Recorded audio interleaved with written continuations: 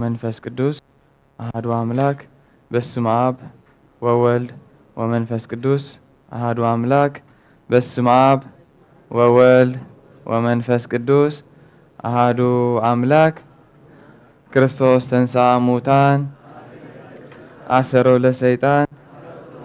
ሰላም ኮነ። ክርስቶስ ተንሥአ እሙታን አሰሮ ለሰይጣን ሰላም ኮነ። ክርስቶስ ተንሥአ እሙታን አሰሮ ለሰይጣን ሰላም ኮነ። ክቡር አቦናን መምህርናን ናይዚ ደብረ ዘአማሓዳሪ ቆሞስ አባ ገብረ ስላሴ አዕይንተ እግዚአብሔር አቦታት ካህናት ላይካነ ምስጢር ዲያቆናት አሕዋት መዘመራን አሕዋት አሓት ክቡራን አቦታት ክቡራን አዴታት ከመይ ቀኒኹም ከመይ ጸኒኹም ከመይ መጺእኩም አሜን ሉለ ባህሪ እግዚአብሔር አምላክና በአና ብሩኽማት ባሮቱ ዝኸበረን ዝተመስገነን ይኹን። እግዚአብሔር አምላክና እንክፈቱ እግዚአብሔር አምላክና እንከፍቅር ቃላቱ ይምግበና መንገዱ የርእየና ተኽነብሮ ዝግባአና ድማኒ መሪሕ ኮይኑ ቅድሜና ይመርሕ ለተሰንበት ናብዚ ቤት ዝተኣኪብና ብቃላቱ ክንመሃርን ክንመዓዓድን ዘብቅዓና ክብርን ምስጋና ንዑ ይኹኖ። ርሑስ ቅንያት በዓለ ግበረልና ኢና ክንብል ሓቀይ ዘለናዮ ቅንያት ምንታይ እዩ? ዘመነ እርገት ይሓቀይ ከምኡ ድማኒ ናይ ኣዴና ቅድስተ ቅዱሳን ድንግል ማርያም ምግላፅ ከምኡ ምጥማቅ ናይ ደብረ ምጥማቅ ምግላፅ ድማኒ ዝቅንያት እዚ ካብ ዕለት 21 ግንቦት ክሳብ 25 ግንቦት ዘሎ ማለት እዩ። እግዚአብሔር አምላክና አነ ንስኹምን ክንቅደስ ምእንቲ ምኽንያት ይደልየልና እሞኒ በዓላት ድማ ነብዕል። በዓላት ምብዓል ተራ ኣይኮነን። እንታይ ዘርእየና? ኣብ ውሽጥና ዘለና ፍርሃት እግዚአብሔር እዩ ዘርእየና። ሎም መዓልቲ ቅዱስ ገብርኤል ኢልና ከነብዕልን ከለና፣ ሎም መዓልቲ ኣዴይ ማርያም ኢልና ከነብዕልን ከለና፣ ሎም መዓልቲ ቅዱስ ሚካኤል ኢልና ከነብዕልን ከለና ተራ ነገር ኣይኮነን። እግዚአብሔር አምላክ ብኡ በረከት ይበና። እቲ ብስም ጻድቕ ዝቕበል ዓስብ መን ረክብ? ዓስብ ጻድቕ ረክብ ሓቀይ እቲ ምስም ነቢ ዝቕበልከኒ ዓስብ ነቢ ይቕበል ሓቀይ ንሱ ጥራይ ግን ኣይኮነን። ኣብ ውሽጥና ናይ እግዚአብሔር አምላክ ክትቐርብ ፍርሃት ኣላትና ንየብልናን መለክዒት በዓላት እግዚአብሔር ምዝካር እዩ። እግዚአብሔር አምላክ ኣብ ሓሳብና ኣሎ የለን መለክዒ በዓላት ምዝካር እዩ። ክንደይ የለና በዓላት እግዚአብሔር አምላክ እንዝክሮም፣ ክንደይ የለና ናይ ቅዱሳን በዓላት እንዝክር። ሎሚ ነዚ ከነጥፎ ተደልየ ኮኒ ምእንቲ ኣነ ነስኹምን ካብ ቅድስና ከንርሕቕ ይካላ ኣይኮነን። ስለዚ እግዚአብሔር አምላክ ነዚ በዓላት ዝገይሩ ዝሃበና ክብርን ምስጋና ንዑ ይኹኖ። ሎሚ ኣብ ቤተ ክርስቲያንና ዝተነበበ ወንጌል ሉቃስ ምዕራፍ 24 ካብ ጥቕሲ 45 ክሳብ መፈፀምታይ ነይሩ። እዚ ጥቕሲ እዚ እንታይ ዘረዳእና? ክርስቶስ አምላኽና ቅድሚ ምዕራጉ ዝነገሮም እዩ። ኣቐድማ ኣቢሎም ዲያቆናት ኣሕዋትና እንታይ ኢሎም ዘሚሮምልና ነይሮም? አርገ እግዚአብሔር በይባቤ ወእግዚእነ በቃለ ቀርን ዘምሩ ለአምላክነ ዘምሩ ኢሎምና። በቃ አምላኽና ብእልልታ እግዚአብሔር አምላክና ብቃለ መለኸት ዓረገ ዘምሩ ንአምላኽና እንታይ ግበሩ? ዘምሩ እንዳብሉ ክነግሩና ፀኒሖም። ኣቐዲምና ክርስቶስ ተንሥአ እሙታን ኢልና እግዚአብሔር አምላክና ጎይታናን መድሓኒናን ኢየሱስ ክርስቶስ ካብ ምውታት ተንሲኡ ነቲ መቑሕ ሞት ኮይኑ ንዓይን ንዓኹምን ኣሲርና ዝነበረ መግዛእቲ ሞት ሰይሩ ልዕል ኣቢልና ኣተሲእና ኢልና ተሓጒስና ሓቀይ 40 መዓልቲ ክርስቶስ ተንሥአ እሙታን እንዳበልና ሰላም ተባሂልና ሎሚ ድማኒ ዓረገ ተባሂሉ። በቃ ከምቲ ብልደቱ ክመፅእን ከሎ ዝረአናዮ ሎሚ ድማኒ ክዓረገን ከሎ ርኢናዮ ማለት እዩ። ኣይገርምን? ነዚ እኳ እዩ ዘማራይ ልበ ኣምላክ ዳዊት ኣብ መዝሙር መበል 8 እንታይ ኢሉ? እቲ ንስኻ ትዝክሮ ሰብ እቲ ንስኻ እትሓልየሉ ሰብሲ እንታይ እዩ ኢልዎ። መን እዩ? በቃ እንታይ እዩ? ክሳዕ ክንዲ ዝተፍቅሮ ክሳዕ ክንዲ ዝተሓስበሉ ሲ እንታይ ኢልዎ? ምክንያቱ ቅድሚ ናብ ዕርገት ምብፃሕና ብምንታይ ኢና ጀሚርና? ብፅንሰቱ ኢልና ኢና ጀሚርና። ድሕሪ ፅንሰቱ ድማኒ ልደቱ ኢልና። ምክንያቱ ብልደቱ ልደትና እንታይ ገበረ? ባረኸ ቀደሰ። ብሞቱ እንታይ ገበረ? ሞትና ባረኸን ቀደሰን። እቲ ኣቐዲሙ ዝነበረ ሰብ ምስ ሞተ ትሕቲ ስልጣን ሞት ዝነበረ ሎሚ ግን ሰብ ምስ ሞተ እንታይ ዝኸውን? ናብ እግዚአብሔር አምላክ ዝዓርፈሉ ደረጃ ተሰጋጊርና። መን ምስ ሞተልና? እግዚአብሔር አምላክ ምስ ሞተልና፣ ክርስቶስ አምላኽና ምስ ሞተልና። ሕጂ ድማ እንታይ ንርኢ ኣለና? ክርስቶስ ክዓርገን ከሎ ንርኢ ኣለና። ኣቐዲሙ ዝነበረ ትንሳኤ ናተይ ናትኩምን ሞት እንታይ ገይርዎ? ፈዊሱ ሓቀይ مون من تاي عرقتها اللي نمن تاي كريستوس كابانا كفل اللي ملس يلنا أبونا أدم مسحات كاب جنة تسوق حقي نابتا جنة تملس جنتك تلو اللوا تحسب النت تملس على اللوا حقي أدم مستسقوجة أمن تاي زنبر نيرو أبسيول حقي لازم كريستوس أملاقنا معراقهم بأري ناتي ناتكم من سبنا في الماني سجا تدوخم سجا تاي كون كم زخالة نفس سمايات كأتو عدل كم زر خبا مجلس المرد عتاني عرقة مالت تاي ملاقونا مالتي لعلب لي حكي بزيد ماني تناتي ناتكم سوونت وديقو بس بيسو تبالاش زنبرة حجة انتاي كخون جمير لعل كبل جمير كبر النسوم يخون من مستبد جولنا كريستوس أملاقنا كبر النسوم يخون لومي أنا النسخ من عرقت كان بعلن كلنا كم تعمد عمد حادثة تاي اللي تلدت النوع له سوونتنا لعل دبولل فترة ذك عدم تاي زخون اللي لعل دبلنا اللي بقى نعقون نذكرنا فترتنا محدث العلم بالو نذكرنا كنوعلون كلنا زيادة تسبقا زبعلن زعبين بعلو زخون مالت لذي أرجعت كنبلن كلنا كريستوس أملاقنا نربع مع التزاكل لحرة نسايو نهاوريات عبوتات عندها تجالسة انتهي قبر اللو من دام مهارة أب إيماهوس أب بيتانيا بعصف جذاب ممتع حجر مان عبد برزيت بموسى نقول انتهي جيرو انت خقبر لهم من دام حارة كما يقول لهم انت أرد انت قسسة انت معادة إذا ما تصحف جدان دابلنا لهم ان نسوع كوني مع سيم تمهيرهم هاورة هبزي 4 معالت سيم تمهيرهم دحرزي يفل يوم نبرة نمن تايد أمون هاوريات كساع كنز تقليت لهم انتهلنا هاوريات كريستوس تنسي لهم كسوف كن كلو نسوهم بقلت سلازر أيوة ناي عين مساكر كوينا من تكبروا أبزك ألزن تايلو له بسموخ نسحان حرقت حاتياتن كاب يرسالم جميل أو كلهم أهزاو كسبخ صحفيو نايز نقرات زي مساكر كأمانيهم نسخاتكم يقوم تباحيلهم نساتهم من نمسكرنا تكبقعوا نربعا مع التسأكل تاي قبره مسؤوم تملالس اكزيافير أملاك مسانا في وطنا يملالس من تي نسمو تخنكون مسكر تخنكون سمايتات أبوتات سمايتات دومهم كي عمل متي كريسيان لأن تصوع مكوني هي بوتهم من تمن سلازح لفدي سماعت مالتكم مسكر مخان مالتي بقى مسكر كوينهم سلازح فينا سلازي هواريات أبوتات من سماعت كونوا من أنت مساكر كونوا كريستوس أملاخنا 4 مع التزاكل مسوم تملاليس أبي وطنا كومي ملالس سلازي نحر 4 مع التنبأري عرقة لازم عرقت كنبلن كلنا نلعلي مرياب ترايزي كوناسي إن كلا ينتاي نلعلي داي وقريبهم داي كوناسي نعوم أنت تحقق برمي لعلا بلو كحافهم أقربوا كريوم أنت انتايلو كدوس غورغوريوس بتنسى بيلنا انتاي كوينا على إجزي تفتيرنا لك كم قال إجزي تفتروا كوينا يلو بعرقتها بيلنا انتاي كوينا نفتنا يقدم بوتانا نفتنا يقدم رسنا تملسنا يلو أيقرم نفتنا يقدم بوتاها نفتنا يقدم رسنا أدام بمنتين كله مسقون كله مسحابتون كله زنور هيوتكم اللسن كله كوني كسيافير أملاك أخبير ولا مالتي فلما أدام مستفترة لعلو كل فترة نيرو أملاك زي بس أجاب بحال نيرو حكي نسأج أملاك تبعيلو سي نقول لهم إن السادات ماشي ما وصل لهم أدام مش ما وصل لهم حكي نقول لهم إن السادات شنو تسأل لهم أدامي تسأج من يبوه كسيافير تسأج سجن مش بدله مش حتى أنت هيكون نيرو حدي يكون نيرو حجزم أنت كمل لا سلو كريستوس أملاكنا بركات ريكوناس بمنتاي برحكات بمتهات ريكوناسي بحق أنت خبر كله نري كعرقن كله نري مالت نزيو كريستوس يوحنس أفورك أنت هيلنا كريستوس زعرقس بركات هيكون بمتهراني برحكات اندار أيوة كابو من دار حاضر يكيلو بركات مسوارة يكونن بمنتهراني برحكات لعل اندابلي يكيلو كاباتهم من داته فلي يكيلو نساتهم ما انتهي قبروا بحقوسين بقللتانا مسكون يلو كولدن كله استحقوسوا قاسوا الطريق نيرهم كعرقن كله استحقوسوا كن من نيرهم هواريات نيرهم هيقرم كمتصن كله نافت وديقو بس بيسو توالاشز نبره سبنتنا يمتص لازنبره نعوك قدس نعوك بارق متص لازنبره ماشي ما بستوالاشو ነገር زحقوس አለ ዲ የለን አመጻጹ በታሕት الناس ለዝነበረ ጓሶትን መላእክትን ጥራይ ተሐቂሶም ንሶም ጥራይ ዘሚሮም ነይሮም ከዓርግን ከሎ ግን መን ዘሚሮም ሐዋርያት ዘሚሮም ምክንያቱ ዝተሐደሰ ሰብነት ስለዘሎ በቃ ናይ ቅድስና መንገዲ ስለ ዝተጀመረ ናይ ንጽህና መንገዲ ስለ ዝተጀመረ እታ ኣነ ንስኹምን ክንከሮ ዝግብኣና መንገዲ ባሪኹ ቀዲሱ ዝህበና መራሒ ስለ ዝረኸብና ካልእ ኣይኮነን እኮን ስለዚ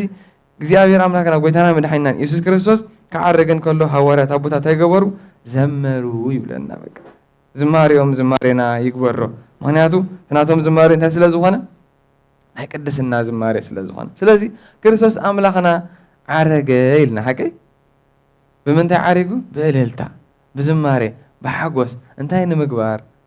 ልክዕ ከም ፀሓይ ክትበርቕን ከላ ንንእሽተይ ቦታ ጥራይ ተብርህ ፍርቂ መዓልቲ ምስኮነ ብድምቀት ኣብ ላዕሊ ምስተሰቐለት ግና ንኩሉ ሰብ ብርሃን ትዕድል ክርስቶስ አምላክና ፈለማ ኣብ ዘመነ ስብከቱ ካብ ኢየሩሳሌምን ኣካባቢ ኢየሩሳሌምን ይርሐቀይ ምስ ዓረገ ኸኒ ዓለም ሙሉ ክርስትና ተሰቢኹሉ ተሰበኸሉን ምሕረት እግዚአብሔር አምላክ ናብ ኩሉ በፂሑ ይበፅሐን በፂሑ እዚ ድማኒ መለከት እዩ ማለት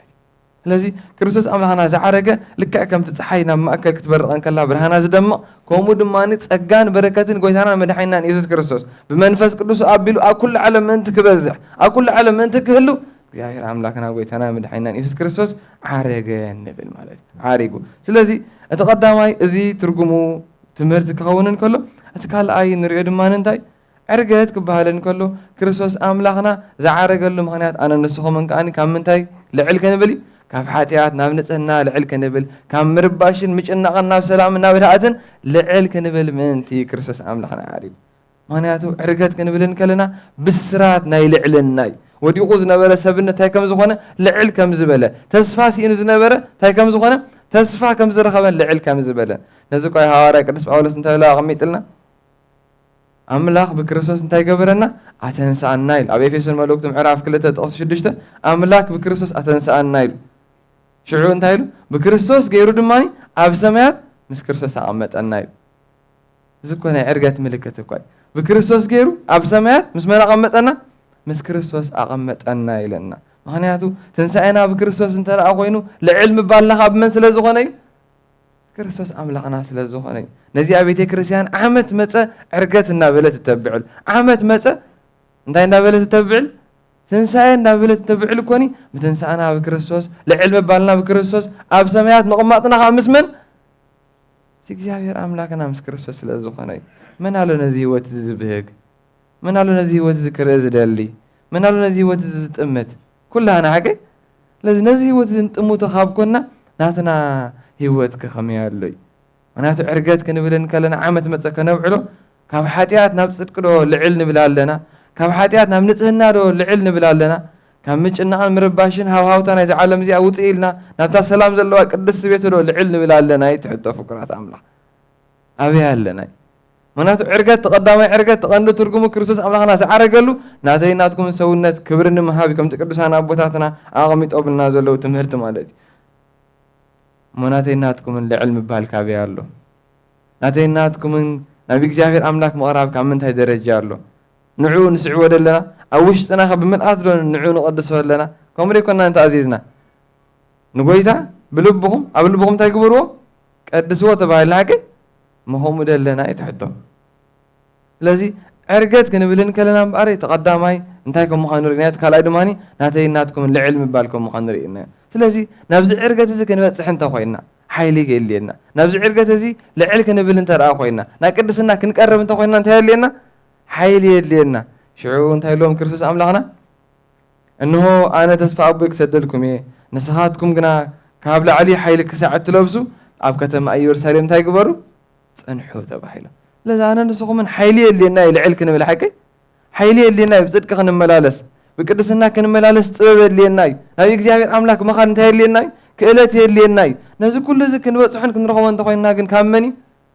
ካብ እግዚአብሔር ምእንቲ እቲ ሓይልት ኣነ ክሰደልኩም ምእንቲ እቲ ሓይልት ኣነ ክህበኩም ኣብ ምንታይ ፅንሑ ኢሉ ኣብ ኢየሩሳሌም ፅንሑ ኢልዎም ምክንያቱ ሓይሊ እግዚአብሔር አምላክ ዝግለፅ ኣብ ምንታይ ኣብ ሕብረት እዩ ሓይሊ እግዚአብሔር አምላክ ዝግለፅ ኣብ ምንታይ ኣብ ምጥርናፈ እዩ ስለዚ ኸ ሓንቲ ቦታ ጥራይ ሂብዎም ብዙሕ ቦታ ሂብዎም ዲ ሓንቲ ቦታ ገሊፅሎም ሓቀይ ክንደይ ቦታ ሂብዎም ሓንቲ እታ ቦታ እንታይ ነይራ ኢየሩሳሌም ጥራያ ነይራ ኣብ ኢየሩሳሌም ፅንሕዮም ተባሂሎም ምክንያቱ ኢየሩሳሌም ሓንቲ ቦታ ዝሃቦም ምልክት ሓድነት እዩ ኣብ ሓደ ሓሳብ ክፀንሑ ምእንቲ نزوك حواري قدس باولوس انتاي ديلو حانت حساب بمحساب نحانت عيوب معياي نحانت علامة بفقر بمئسار نحانت علامة نحاقوس انتاي قبروا ملآت هابويل نحكي እግዚአብሔር አምላክ ካባይን ካባኹም ንዘሪ ኻን ሓድነትን ሕብረትን ነዚ ሓድነትን ሕብረትን እዚ ምንት ክንፍጽም ምንት ከነብቅዕ ካኒ ሓንቲ ቦታ ጥራይ ሂብና ንሳ ድማ ኢየሩሳሌም ናይ ሎሚ ኢየሩሳሌም መን እያ ቅድስት ቤተ ክርስቲያን እያ በቃ ነዚ እምበኣር እንታይ ኢልዎም ካብ ላዕሊ ካብ ኣርያም ሓይሊ ክሳዕ ትለብሱ ኣብ ምንታይ ጽንሑ ተባሂሎም ኣብ ከተማ ኢየሩሳሌም ጽንሑ ተባሂሎም ዝገርም ነገር ከተማ ኢየሩሳሌም ኣብቲ ሽት ገብሮም ነይራ ክርስቲያን ዘበሉ ንክርስቶስ ስዕብ ዘበሉ ክቕተሉ ይድለዩ ነይሮም ሓቀይ ይህደውን ነይሮም ንክርስቶስ ኣምላኽ ድማ ጽቡቕ ዘይፈደየት ዓድያ መስቀላ በይ ነይሩ ስቅያታ በይ ነይሩ ኣብ ኢየሩሳሌም ነይሩ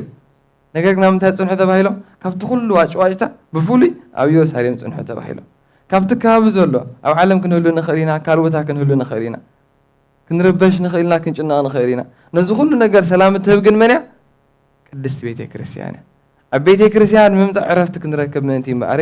ኣብ ኢየሩሳሌም ጽንሑ ተባሂሎም ምክንያቱ ኣብዚ ቤት እዚ ቅዳሴ መፀ ዝወርድ እንታይ ኣሎ መንፈስ ቅዱስ ኣሎ በቃ ሲኮ ሃብትና ካለ ሃብቱ ከይብልና ሃብትና እግዚአብሔር ሃብቱና እንጥራ ኮይኑ ካለ ሃብቲ የለና ዲ ባዕሉ ንዓና እሱ ሃብትና ይበቃ ካለ ሃብት ምውሳኽ የለና ምክንያቱ ንሱ ኩሉ ሃብታት ስለ ዝኾነ ነዚ እምበኣር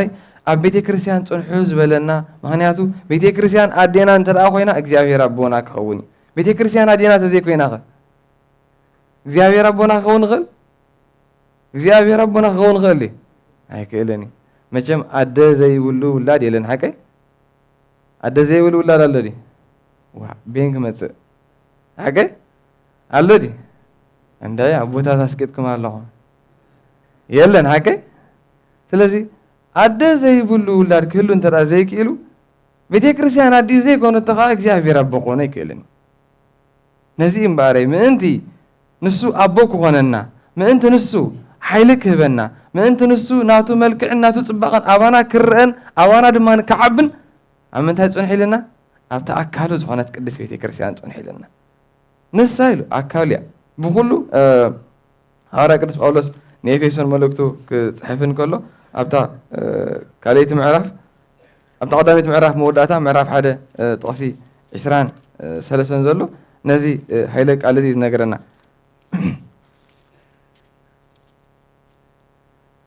ንሳ ኣካሉ እያ ናይቲ ንኩሉን ብኩሉ መንገዲ ዝመልእ ምልኣት ከዓ እያ ናይቲ ንኩሉ ብኩሉ ዝመልእስ እንታይ እሳ ምልኣት እያ ኢልዋ ነቶም ንሱ ክመልኦም ዝደለየ ደቃ እንታይ ትገብሮም እያ ንኽምሉ ኣብ ቤታ ተጸንሕ ሓቒፋ ትቐርብ እያ ትዝመልእ እግዚኣብሔር እዩ እታ እትሕብሕብን እትከናኸንን ግን መን እያ ቤተ ክርስቲያን እያ ስለዚ እምበኣረይ ኣብዛ ቤት እዚኣ ጽንሑ ኢሉ ክንደክም ንኽእል ኢና እተሐይለና ግን ቤተ ክርስቲያን እያ ተስፋ ክንቆርፅ ንኽእል ኢና ተስፋ ተውበና ግን ቤተ ክርስቲያን እያ ክንጭነቕ ንኽእል ኢና ንጭንቀትና ርሒቓ ህድኣት እትህበና ግን መን እያ ቤተ ክርስቲያን እያ ቤተ ክርስቲያን ዕቑባና እያ ነዚ ኸ እንታይ ኢልና ካብ ላዕሊ ካብ ሓይሊ ክሳዕ ትለብሱ ኣብ ምንታይ ጽንሑ ኣብ ኢየሩሳሌም ጽንሑ ተባሂልና እቲ እንለብሶ ሓይሊ ምንታይ መጸናንዒ መንፈስ ተባሂሉ ዘሎ ሓይሊ መንፈስ ቅዱስ እዩ ሓቀይ ኣበይ ከድና ንረኽቦ ሓይሊ መንፈስ ቅዱስ ኣብ ሕክምና ኣብ ቤት ትምህርቲ ኣበይ ንረኽቦ ኣብ ቤተ ክርስቲያን እዩ ዝርከብ ስለዚ ናብዚ ቤት እዚ ከይመጻእና ሓይሊ መንፈስ ቅዱስ ክንረከብ ንኽእል ኢና ናብዚ ቤት እዚ ከይመጻእና ቅድስና ክንረከብ ንኽእል ኢና ናብዚ ቤት እዚ ከይመጻእና ጽድቂ ክንረከብ ንኽእል ኢና ነዚ እኳ እዩ ኣብ ኢየሩሳሌም ጽንሑ ዝተባሃለና ኮኒ ሓይሊ ክንለብስ ምእንቲ ሓይሊ ምንታይ ዓለማዊ ሓይሊ ዘይኮነስ ሰማያዊ ሓይሊ ዓለማዊ ጥበብ ዘይኮነስ እንታይ ደኣኒ ሰማያዊ ጥበብ ኣብዚ ምድሪ እዚ ዓቢና ክንነብር እንተደኣ ኮይና ኣብዚ ምድሪ እዚ ቀሲና ክንነብር እንተደኣ ኮይና ምድራዊ ሰላም ድዘልየና ዋላ ሰማያዊ ሰላም ሰማያዊ ሰላም ሓቀይ ነዚ እኳ እዩ ብዛዕባ ተንሳብያ ሰማያዊ ጥበብን ብዛዕባ እታ ምድራዊ ጥበብን ክነገር እንከሎ ቅዱስ ያዕቆብ ኣብ መልእክቱ ምዕራፍ 3 እታ ምድራዊ ጥበብ ክፍእት እያ ኢልዋ እታ ምድራዊ ጥበብ እዚ ክፍእት እያ ኢልዋ እንታይ ስለ ዘለዋ እዩ ተንኮል ስለ ዘለዋ ኣይኮነን እንዲ ንሽጣራ እንታይ ኢልና ጥበብ ደይኮንና እንብሎ ንተንኮል ደይኮንና ጥበብ እንብሎ ሓቀይ እቲ መንፈስ እግዚኣብሔር ዘለዎ ጥበብ ግን ተንኮል የብሉን ስለዚ ኢኻ ሰላም ዝህበና እቲ መንፈስ እግዚኣብሔር ዘለዎ ክእለት ግን ጥፍኣት የብሉን ምክንያቱ ሙሉእ ክእለት ስለ ዝኾነ ኣብ እግዚኣብሔር ተወኪልና ስለ ንዓዮ ነዚ እምበኣረይ ሙሉእ ሓይሊ ምእንቲ ክህልወና ናይ ጽድቂ መገዲ ምእንቲ ክህልወና ኣብ መንገድና እኳኒ ፈተና በዚሕና ምን ተስፋ ከይንቆርጽ ኣብ ምንታይ ጽንሑ ተባሂልና ኣብ ቤተ ክርስቲያን ኣብ ቤተ ክርስቲያን ሎሚ ክንደይ ሰብ ኮን ይኾን ቤተ ክርስቲያን ንምምጻእ ዝስልችዎ ክንደይ ሰብ ይኸውን ናብ ቤት እግዚኣብሔር ኣምላክ መጺኡ ንእግዚኣብሔር ኣምላክ ምዕላል ዝስልችዎን ዘድክሞን ክንደይ ሰብ ኣሎ ኣብ ቤት እግዚኣብሔር ኣምላክ መጺኻ ምስ እግዚኣብሔር ዕሊልካ ዘለካ ሽግር ዘለካ ጾር ኣራጊፍካ ምኻድ ዝኸብዶን ዘጨንቆን ክንደይ ሰብ ኣሎ ዝገርም ነገር እንዳሎት ተወርላ በዚኣ ከይደተ ዝበሃል ግን ክንደይ ሰብ ሪጋ መሓዘ ወይ ኩዕሶ እግር እንተዝህሉ ክንደይ ሰብ ሪጋ መሓዘ ወይ ባስኬትቦል እንተዝህሉ ክንደይ ሰብ ሪጋ መሓዘ ዝገርም ነገር ቅዱስ ዮሐንስ አፈወርቅ ነዚ ቃል ዝኸገልጽ እንከሎ ገሌኻትኩም ሲሉ ኣብ ድዩ መን ኢልኩም ተሓቱ ኣለኹም ኢሉ ምናልባት ውድድር ኣፍራስ እንተዝህሉ ናይ ስፖርት ምዝንጋዕ እንተዝህሉ ወይ ፀወታ እንተዝህሉ ግን ካብቶም ንዕኡ ዝፈልጥዎ ብኡ ዝተመረቑ ሰብ ጥበብ ንላዕሊ ተንቲንኩም እንታይ መገበርኩምዎ ነርኩም መገለጽኩምዎ ነርኩም ኢሉ ኣብ ድዩ ሓንቲ ምዕራፍ ኣብ መጽሓፍ ቅዱስ እያ ነዚኣ ግን ክትፈልጥዎ ኣይከኣልኩምን ኢልዎም ኣይገርምን ሎሚ ኸኣነ ነስኹም ናብያ ኣለና ናይ ቤተ ክርስቲያን ህይወትና ኣብ ቤተ ክርስቲያን ዘለና ሰረት ኣብ ቤተ ክርስቲያን ዘለና ዕንቆት ከመይ ኣሎ ይትሕጡ ነዚ እኳ እዩ ክንብርትዕ እንደልሞኒ ግን ብርቱዓት ኣይኮናን ክንሕይል እንደልሞኒ ግን ሓያላት ኣይኮናን ክንጸንዕ እንደልሞኒ ግን ጽኑዓት ኣይኮናን እንታይ ስለ ዝኾንና ህይወትና ኣብ ቤተ ክርስቲያን ስለ ዘይተሰረተ ጥራይ ውሽጥና ኣብ ቤተ ክርስቲያን ስለ ዘይቆመ ጥራይ ውሽጥና ሓይልና ብርትዕና ኣብ ቤተ ክርስቲያን ስለ ዘይተሰረተ ጥራይ እቲ ሓይል ካብ ምንታይ ትፍልፍል ካብ ቤተ ክርስቲያን እያ ፍቁራት ኣምላኽ ነዚ እኳ እዩ እዚ ቃል ተነጊርና ዘሎ ክሳብ ሓይሊ እትለብሱ ኣብ ምንታይ ጽንሑ ኣብ ቤተ ክርስቲያን ጽንሑ ተባሂልና በቃ ስለዚ ሓይልና ጽንዓትና ኩለንትና ኣብ ቤተ ክርስቲያን ክንገብሮ እግዚኣብሔር ፀጉ ይደግፈና ሃዋርያት ኣቦታት ኣበይ ጸኒዖም ኣብ ቤተ ክርስቲያን ሓቀይ ንሞት እኳ እንዳኸዱ ከለዉ ተጨኒቖም ድዮም ሞት እኳ እንዳመፆም ከለዉ ተሸጊሮም ድዮም ኣይተሸገሩን ህድኣቶም እግዚኣብሔር ስለ ዝነበረ ልዕሊ እግዚኣብሔር ኣምላክ ክቐተል ዝኽእል የለን ነዚ ዘይኮነ መጽሓፍ ቅዱስ ነገረና ነቲ ንስጋ ጥራይ ዘይኮነሲ ንነፍስን ንስጋን ከጥፍእን ክቐትልን ዝኽእል ንዑ እንታይ ግበርዎ ፍርሕዎ ተባሂልና ሓቀይ ስለዚ ንእግዚኣብሔር ኣምላክ ፈሪና ኣብዚ ቤት እዚ ክንመፅእን ከለና ልዕሊ ካልእ ኩሉ ፍርሕታት ኢና እንስልጥንን እንነግስን ሓይልና መን ስለ ዝኾነ መን ስለ ዝሃበና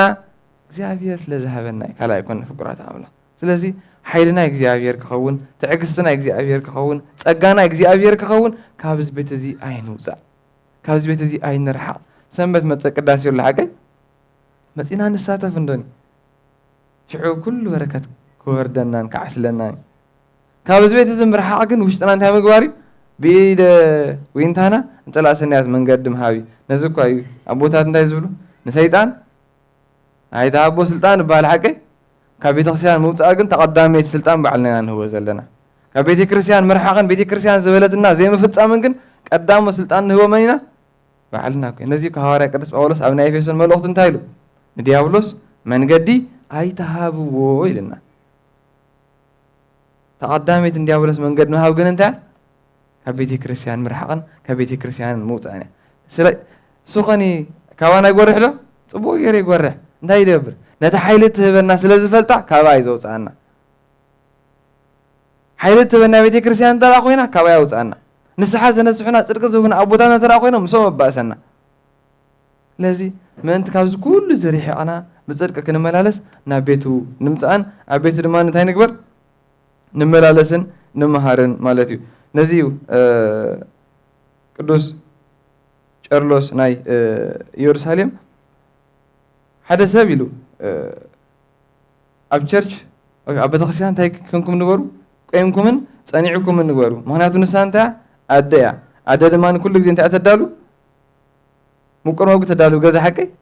እሳ ድማኒ ንዓይን ንዓኹምን ብጽድቂ ክንመላለሰሉ እንኽእል መንፈስ ቅዱስ ካብ እግዚኣብሔር ኣምላክ ክትቐርበልናን እተዳለወልና ንሳ እሞኒ እንታይ ግበሩ ኩሉ ግዜ ኣብ ቤተ ክርስቲያን ጽኑዑን ቁሙን እንዳበለ እንደቁ ይምህር ከም ዝነበረ ኣቦታት ይነግሩና ማለት እዩ ስለዚ ኣብ ቤተ ክርስቲያን ጸኒዕና መንባርን ኣብ ቤተ ክርስቲያን ድማኒ ቆይምና መንባርን እንታይ ዝህበና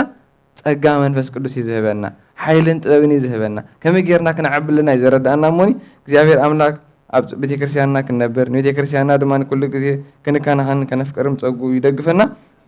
ናይ መወዳእታ ጠቕስና እንሪኦ ድማኒ